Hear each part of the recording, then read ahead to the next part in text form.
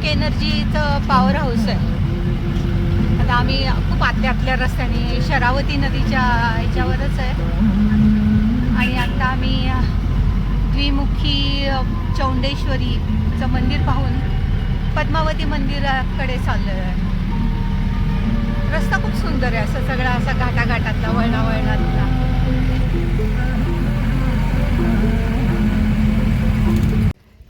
हे इथे जी आहे ना, ही पार्श्वनाथाची मूर्ती ठेवली आहे. माझ्या मागे पद्मावती पार्श्वनाथ मंदिर आहे, म्हणजे ते जैन मंदिर आहे. आणि आत्ता जे इकडे दर्शनाला चाललेलं आहे ते पद्मावती देवी मंदिर आहे. म्हणजे हे हिंदू मंदिर आहे आणि ते जैन मंदिर आहे.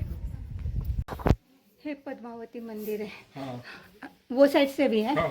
ओके. आणि ते वारुळ सारखं आहे. मेरा नाम कुलकर्णी शिरीष, महाराष्ट्र. हाँ. अकेले I am solo traveller. All over India end abroad. All over India. या यूट्यूब. हाँ यस. ರೆಕಾರ್ಡ್ ಆಗ್ತಾ ಇದೆಯಾ? ಓಕೆ. ಜೋಗ ಇದೆ ನೋಡಿ ನೆಕ್ಸ್ಟ್ ಪ್ಲೇಸಸ್ ಮೇಡಮ್.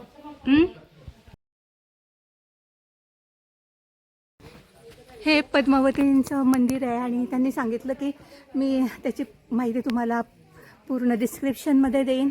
माझा व्हिडिओ आवडला तर लाईक शेअर करा. हे जे पद्मावतीचं टेम्पल आहे स्वयंभू आहे आणि इथे मराठीमध्ये सगळी माहिती दिलेली आहे. आणि आता आपण बाकीचा त्या परिसर आहे तो पाहूया.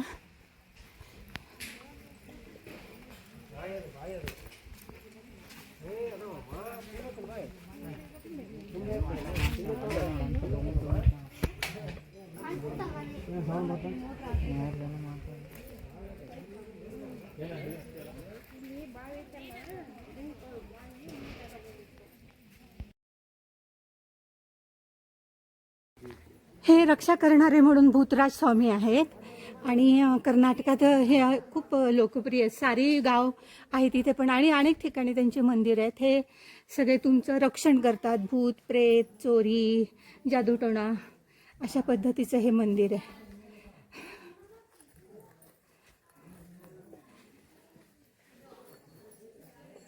हे पण भूतराजच आहेत वाटतं त्यांच्या तिथले. इथे कोहाळं वाहिलेलं आहे.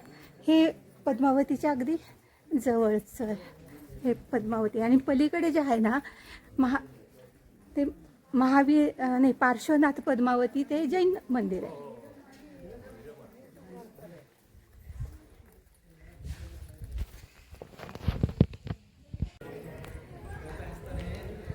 हे बाले पद्मावती स्थान आहे. त्याचा आजूबाजूचा परिसर. हे इकडे अन्नप्रसाद. मी आता जेवण करून आले. अतिशय सुंदर जेवण होतं आणि इथे देवीला वाहण्यासाठी बांगड्या मिळतात हिरव्या. तर त्या म्हणजे नवस कोणी बोलला असेल किंवा देवीला आवडतात म्हणून ते वाहतात. हा जोग फॉल आहे.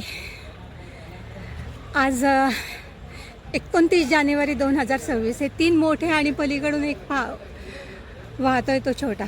हे जानेवारी महिन्यामध्ये सुद्धा केवढा मोठा फॉल्स आहे. फारच सुंदर.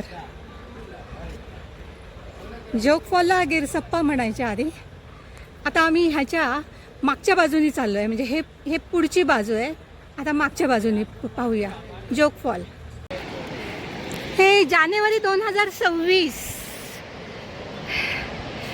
या बाजूनी किती सुंदर दिसतंय. हां, हा पूल पार करून आलो आम्ही. तिकडच्या बाजूनी पण पाहिला धबधबा आणि या बाजूनी पण किती सुंदर दिसतं. अतिशय